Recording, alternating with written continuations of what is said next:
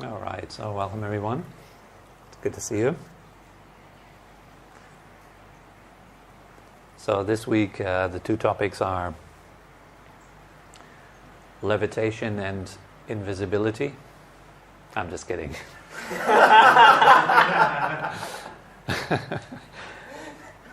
No, actually.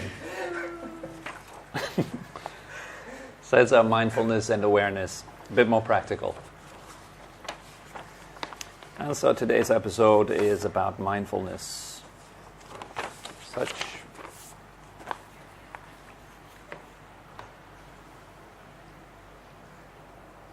So first of all, what is mindfulness? The word mindfulness in the old language, in Pali language, is called the Sati. Sati means something like remembrance, if you translate it. It means that you are able to keep something in mind. As simple as that. You can keep your mind full of something. Yes. Some people, they don't like the word. They say, mindfulness implies that the mind is full of content, full of stuff.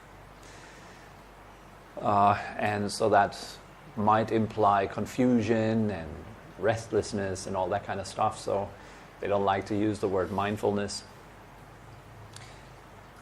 It's a word that points to a certain state. Okay, so that state basically means that you're able to hold something in your attention. You're holding something in your mind. So we all have mindfulness. Mindfulness is not something that you kind of need to get somewhere else, or that you need to somehow get from the outside. You already have it. Like every animal has mindfulness. Mindfulness is a very basic faculty of the mind. The ability to pay attention to something. But if you look at your ability to pay attention closely, then you notice that it's not very strong. And so we're all able to pay attention to certain things, but for very short moments of time only. Some people say my attention span is only 3 minutes or 2 minutes. That's ridiculously long. 2 minutes of attention, single-pointed attention on something, is way above most people's heads. If you are able to pay 2 minutes full attention to something, that means you have had some significant training in your mental training behind you. Your mind is well trained. When it comes down to most of us, then you will find that the more you actually meditate, the more you get to know the way your mind works, you find that it's pretty busy. The attention moves around quite a bit. So it's kind of like the first big insight. You sit down and you start to practice meditation, and then you find out that the mind kind of does whatever it wants to do. It goes to wherever it wants to go. You wanted to stay with the breath. You want to be mindful of the breath, but instead of being with the breath, it goes to thoughts, it goes to sounds outside, it goes to pains in the body, it goes to the past, to the future. And the closer you look, the more you see that it goes there very fast. It has this kind of almost like a buzzing in the mind. It's not that it goes somewhere, then it stays with that one thing for a good time, and then it goes to the next. But it moves rapidly. It's a very momentary phenomenon. The mind is a momentary phenomenon. It's not stable as such, not at all. It's very buzzy, very busy. And so at first, it makes sense to be mindful of easier objects. Yes. And to start with something that we all can do. And so we start with something very simple. Just being a bit mindful of your posture, trying to keep your posture a little bit in mind in the beginning of the practice. Just noticing, where am I tense? Letting go of that tension. And keeping in mind your breath a little bit, seeing that, is it comfortable? Does it feel nice to breathe? Does it help you to relax? Is the breath gradually slowing down? These are kind of entry points into the practice. And being mindful of your motivation. how are you practicing? Are you practicing based on self-hate? Are you practicing based on self-appreciation? Are you practicing based on kindness or compassion? And of course, in the beginning, you want to become mindful of your motivation. You become aware of your motivation. So here, in that regard, mindfulness just simply means to notice something. To notice tension in the posture. Noticing the tension helps you then to do something about it, to relax. Right? So that is a very basic first lesson that mindfulness training gives us. The learning starts very early on. You notice habits of tension, and as you notice them, you have the chance to relax. So you can do something about it. If you would not notice them, you couldn't do anything about it. It would just kind of like be an automatic habit that runs in the background, just your body being tense. A good example would be working on a laptop, working on a computer. Usually it's very, very tense. We're in a very bad posture often. And then we would only notice the bad posture after hours of sitting in that bad posture, and then the pain is so significant that we cannot ignore it anymore. Your shoulders hurt, your neck hurts, your eyes hurt. You suddenly notice that you had to go to pee already for an hour, but you didn't. And so only when the body becomes super painful, then we usually spring into action. That's because our mindfulness is rather unrefined. We don't notice that we're hurting ourselves. And very often we do things that we believe help us in the future to have a better life or to be more at ease, but in fact it creates just more stress and tension. Worrying would be such a habit. Worrying in itself often says, I must be here because I'm protecting you and I'm making sure that your future will be good. That's how worrying would justify itself, its presence. If you don't have mindfulness, then you don't notice that at the moment what you're doing is you're hurting yourself as you are dwelling in that worrying state. The longer you stay in that worrying state, the better you're getting at worrying, not the better your life becomes. But you're just getting better at worrying. It's almost like a training. So if you don't notice that again, if you're not mindful of it, you can't change it. You can't change the habit.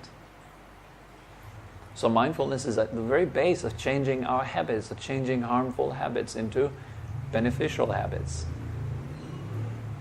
And that's phenomenal news. It means if you become aware of harmful habits inside of yourself, whether it's harmful thought habits or harmful emotional habits or harmful physical habits, you can reverse them. Isn't that magnificent? I mean, this is amazing. It literally means that you are able to shape your experiences in life if you are aware. But in order for that to happen, we have to get out of this victim mentality where we say, life is happening to me, it's happening to me, it's something that constantly happens to me, poor me. If life wasn't the way it is, I could be different. But that's not entirely true. If I wouldn't habitually respond to life the way I always do, life could be different. And mindfulness gives you that edge. It gives you that power that you can shape the way you feel yourself, you experience yourself into something that's a bit more beneficial. And of course that requires a lot of practice, a lot of repetition. You kind of want to rewire your brain, rewire your nervous system, rewiring your feelings. Mindfulness gives you that chance. You can do that on the most basic level. And so that's what we do in this first section of the meditation practice, what I call the basic components of the practice, which is posture, breath, and attitude, these three. You become aware of your physical posture, thereby avoiding that you're harming your body. 2, you're becoming aware of your breath, thereby being able to make yourself more comfortable and to calm down. And becoming aware of your attitude, your inner posture. And if you can change your attitude, you can change a lot in your life. The cool thing is that you can change your attitudes. You have that freedom, in fact, if you have mindfulness. And if you are receiving teachings like that. Because these teachings are, in a way, conditioning our responses to life. We learn to respond differently, maybe more skillfully, maybe question our responses a little bit. The way I'm responding to my feelings, for example, right now, how is that? Is that serving me or not? Let's say you're feeling anxiety or fear. These are very common emotions. Feeling anxiety and fear in your being, it begins as a simple sensation in the body. Then you would start to interpret that sensation in terms of the way you have learned to interpret that. And you would give it a name, a label. You would call it, I'm anxious, I'm fearful right now. And so you're giving that simple, harmless feeling in your body a whole nother dimension by conceptualizing it. And as soon as you have conceptualized it, it becomes this powerful monster. And then, very often on top of it, we start to resist it. We start to fight with it. We try to get rid of it. I don't want to feel anxiety. I don't want to feel depression and fear and so forth. But if it starts at the very basic level, it doesn't have a name yet. It's just feeling. And if your mindfulness kicks in at that stage, you can save yourself a whole lot of trouble. But then you will notice the problem with mindfulness is it doesn't stay. Particularly with heavy emotions such as anxiety or fear or sadness, depression, etc. It doesn't stay, it cannot hold its place because it's very weak. It's almost like you have maybe, what's a good example? You're trying to hold an elephant with your hands. A wild elephant, an untamed elephant, a drunk elephant, and you want to hold the elephant with your hands. You will not be successful. You might touch him, but then he gets out of your hand very fast.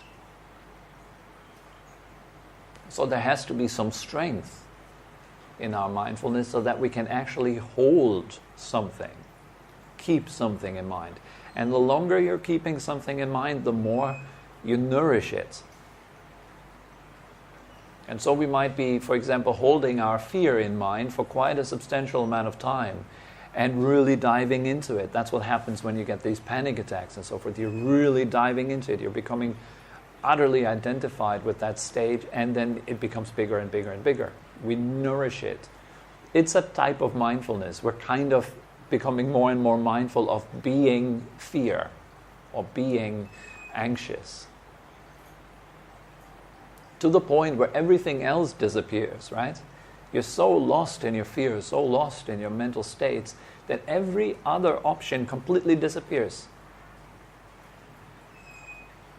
There's then no other option anymore. You're not having options. You're just a fearful being in that state. Or a sad being. All other options have been lost. So having mindfulness equals having some strength. So that's why we are training in meditation practice to keep the mind with one object at a time. And here also we are kind of narrowing down gradually. We're not just jumping to the breath. First, for most people, we have busy lifestyles. We're not living in a temple or monastery, and it's not quiet. It's not. There's a whole lot of stuff going on in our lives. So I would usually suggest to kind of having a landing zone for your meditation. These are the three basic components. Then the first stage, breathing in, feeling your body, breathing out, relaxing your body. Just kind of easing in. It's a very broad mindfulness. And it's totally fine at that stage to be distracted. No problem at all. You can be distracted, the mind can wander. It's fine. You just breathe in again, you breathe out again, you relax again. You take it easy. Second stage, now our mindfulness is with the present moment, or with what is happening in the present moment. Like, for example, sounds. Or feelings in your body. Let's say you have a comfortable sensation right now in your body. You all have a comfortable sensation in your body right now. Where would that be? Point to it. Do it right now, don't be shy. Point to where your body feels most comfortable.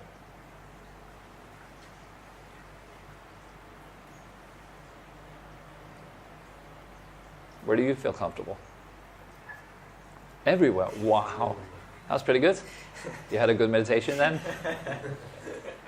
That's possible. It's possible, yes. Having a good meditation, your body tends to start to feel comfortable everywhere. It's flooded by comfort, yes. How about you? Heart? Where do you feel comfortable? Mind. The mind? Oh, you mean the head? Yeah. Yes. L? Yes. Now becoming mindful of that comfort is rather easy because it's comfort. You don't have to kind of force yourself to concentrate on something comfortable. Right? The last time you had sex, you didn't have to concentrate on it. You didn't have to make an effort, oh God, I have to keep that in mind that I'm having sex right now. Or you eat something tasty. Or I have to keep in mind that it tastes really, really good. You don't have to do that, right? Because you're naturally inclined to stay with what's comfortable. So if you're finding something that's nice and comfortable in your own body right now, you can feel it, and your mind wants to stay with it. Kind of like you're giving your mind some candy. You say, here, have some comfort. And your mind says, oh, thanks. I'd like to stay here. It's a bit of a trick. And instead of focusing continuously on what's wrong, where the pain is, I always recommend you to find something that's comfortable, like a comfortable sound.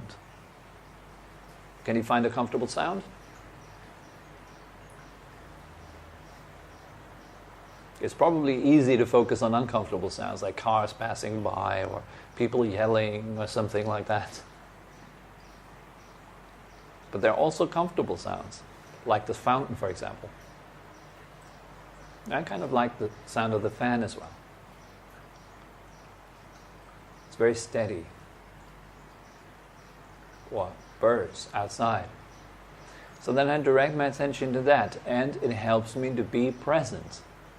You can't focus on the present itself. Okay? Present is kind of like an abstraction. So you can't focus on the present moment itself. But you can focus on something that's happening right now, so it makes your mind present. What does that mean when your mind is present? It simply means you're not wandering off into something else. Or into fiction. Fiction in your head. What's going to happen is fiction, and what did happen is fiction. Both are not here. The future is not here, and the past is not here. This is pretty big stuff. This is big stuff. If you can stay fully present, all your problems stop.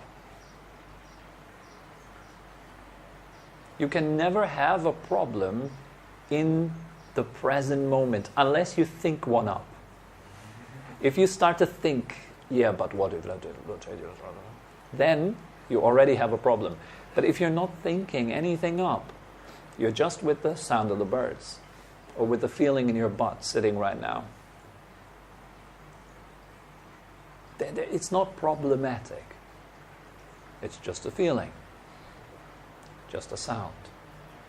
So that's when all problems end. With practice in your meditation, you will more and more notice that. Wait a second, I've been present for a good while now. I didn't have any problem while I was present. Before that, I had a whole lot of problems. And now, again, I have a whole lot of problems. But as I was present, there was nothing that was wrong. Everything was just right. And to the degree of your presence, even if you go really deeply into that, even pain is okay. Because you see it not as quote-unquote pain, it's just a sensation. And it moves with every moment. And so you feel a little bit, it's kind of quite ethereal, it's not really something solid. So all the solidity, that apparent solidity, slowly dissolves. Oh, my life is miserable, everything goes wrong, why me? All that is so solid. And it's thinking. And if you come into the present moment, there's not much to think about. It's quite easeful. For example, my mind wants to stay in business. Every time I enter the present moment, my mind becomes very agitated about it. Kind of doesn't want me to go there. Because when I enter it, that means the mind is out of business for that moment. It doesn't have anything to say. There's nothing to complain about. So usually, upon entering the present moment awareness stage, my mind comes up with a whole lot of reasons why I shouldn't be doing that right now. Then I reason with it for a little while. I say, no, here's why I should be doing that. Worrying the whole day doesn't make sense either. I keep it slow. I'm not saying I shouldn't worry at all. I say, but worrying the whole day doesn't make sense. So maybe 30 minutes without worrying would help me to relax a little bit. And so the mind says, yeah, okay, you got a point there, so I'll give you that. And so it gives me some respite, some area for relaxation. I'll reason a little bit with it, and then I enter that presence. And it refreshes me every single time. It's a very nice state to be in. Gives me new energy, new creativity, better ideas, more clarity in my mind. It's a very useful state. The third state, we're mindful of silence. That's a bit more subtle. Presence is already quite subtle. But then silent present moment awareness, even more subtle. I don't know who of you can raise your hands, has had an experience of silence. Yes? Did you feel it? Kind of like an underlying current? Or did you at least get a glimpse of it? Yes? Probably most of you have.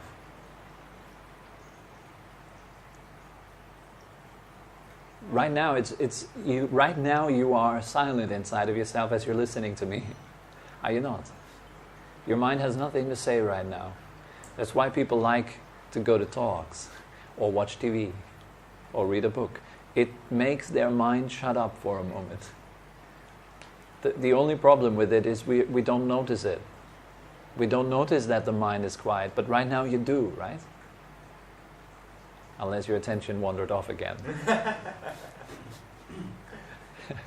So if you keep your attention with yourselves right now, if you keep your attention with the listener, the one who's listening to Tobi right now, that can even be me. You see, as I'm talking, I can also listening to what's been said. I'm kind of like you guys. I'm sitting in the room listening to that Tobi guy talk. So that's what mindfulness can do. It's a pretty cool thing. I don't have to worry about what I say. I don't have to say the perfect thing. Instead, I'm just here kind of listening, seeing what comes up next. Okay? That is silence.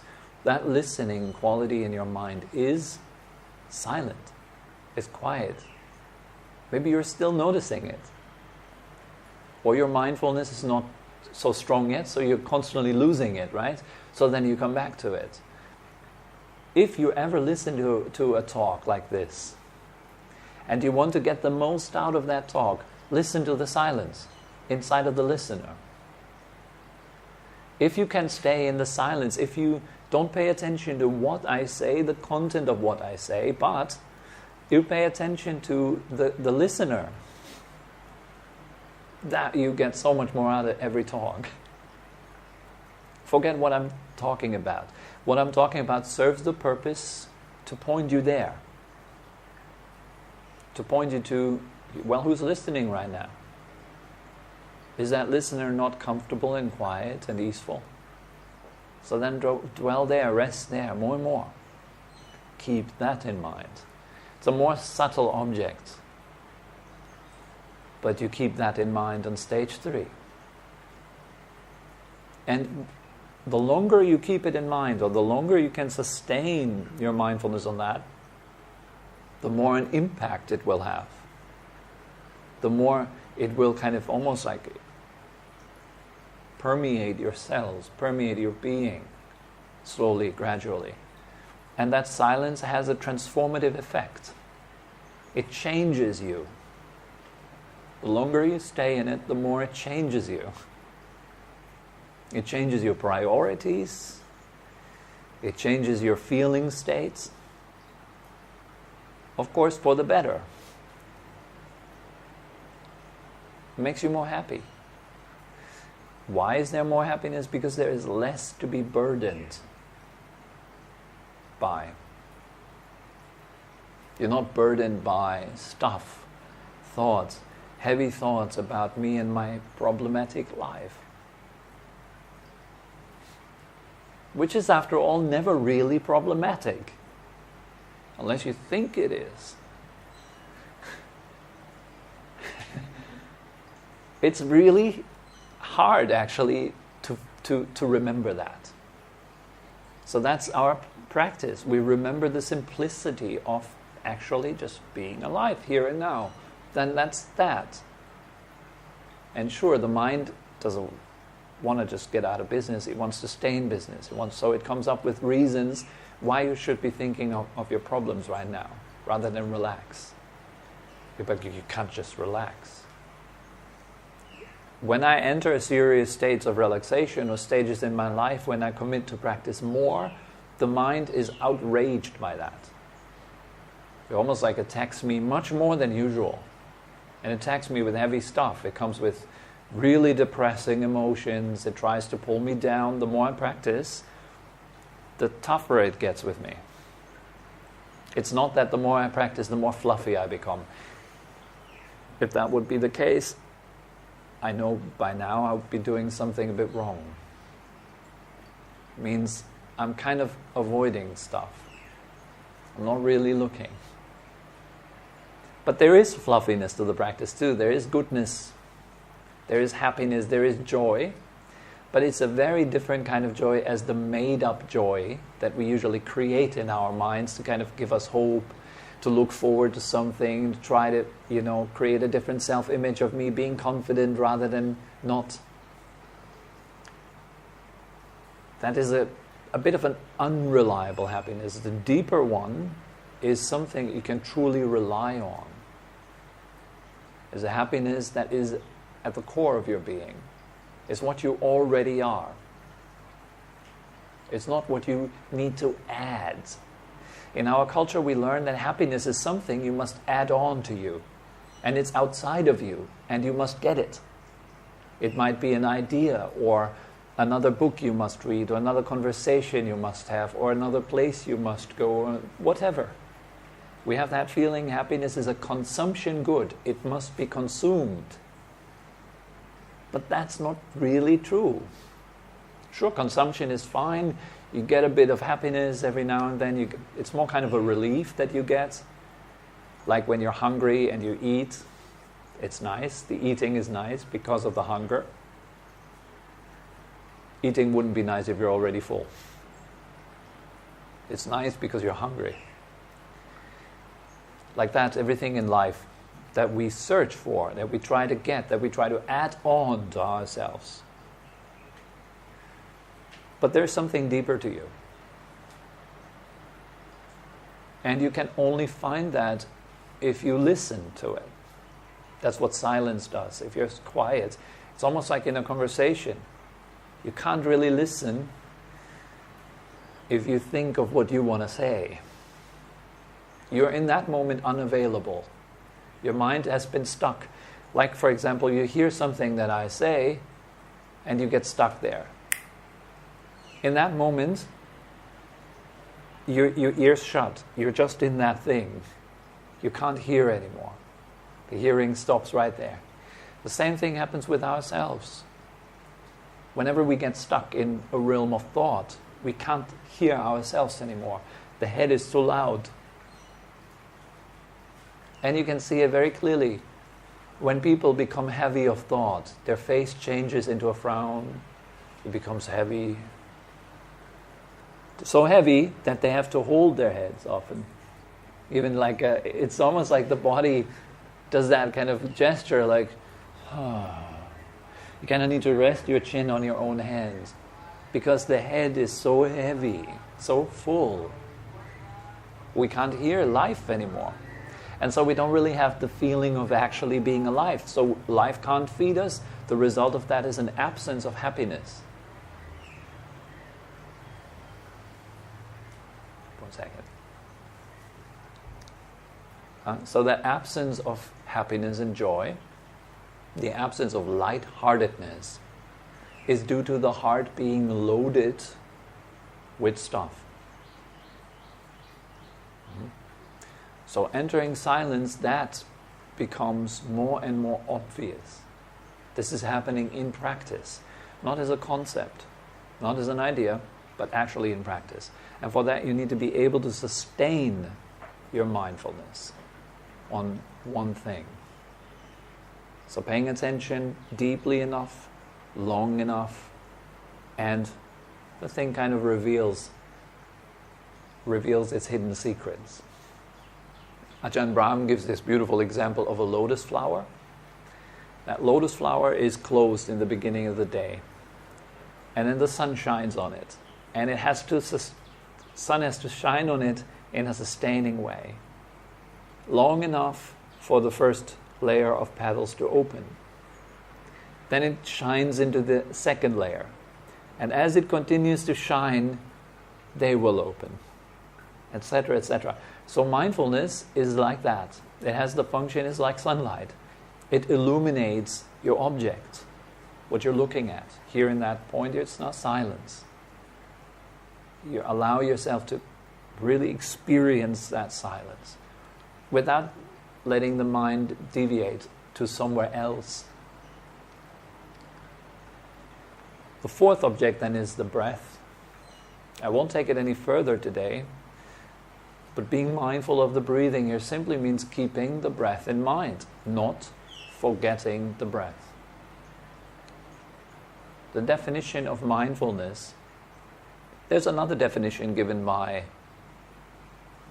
the association of mindfulness practice or something like that. They say knowing what is happening while it is happening, without preference or judgment.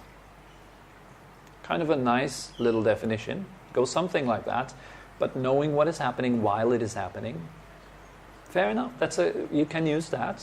You can use that definition, or simply the translation of the word remembrance, keeping something in mind. So keeping the breath in mind at stage 4, knowing the breath continuously in a sustained way, reveals the secrets of the breath. And it makes the mind single-pointed. It is now just with the breath.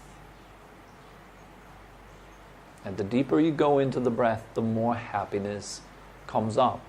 Why? Because the mind is not dispersed anymore.